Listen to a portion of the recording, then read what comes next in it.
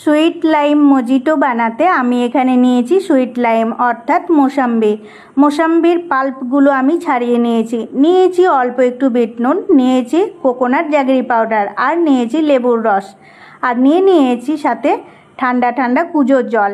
এবার মোসাম্বির পাল্পটাকে আমি ছোট একটা গ্লাসের সাহায্যে থেতো করে রসটা কিছুটা বের করে দিলাম।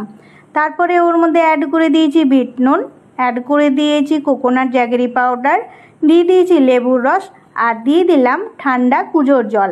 ব্যাস সব উপকরণকে ভালোভাবে মিশিয়ে নিলেই তৈরি হয়ে গেল সুইট লাইম মজিটো। এইভাবে আপনারা ঘরে তৈরি করে নিন, আর ছোট ছোট শিশুদেরকে গরমের দিনে সুইট লাইম মজিটো শরবত খেতে দিন। আসলে এটাকে বলা হয় মোসাম্বির শরবত। যে সমস্ত শিশুরা মোসাম্বি খেতে চায় না তাদেরকে এইভাবে আপনারা রস বের করে মজিটো করে দিতে পারেন। আর যদি খুব ছোট শিশু থাকে তাহলে ছাঁকনি দিয়ে ছেঁকে দেবেন, কারণ পাল্পগুলো গলায় আটকে যেতে পারে। আপনারা এইভাবে তৈরি করে নিজেরাও ঘরে খেতে পারেন। যাদের সুগার আছে তারা গুড় অ্যাভয়েড করবেন, যাদের প্রেশার হাই আছে তারা সল্ট অ্যাভয়েড করবেন। এইভাবে এনজয় করুন মিড মর্নিংয়ে অথবা ইভিনিংয়ে। আর আমার এই রেসিপি যদি আপনাদের ভালো লেগে থাকে তাহলে লাইক করবেন, কমেন্ট করবেন, আর শেয়ার করে দেবেন বন্ধুদের সাথে। এইভাবে তৈরি করে নিন সুইট লাইম মজিটো আর এনজয় করুন সবাই একসাথে।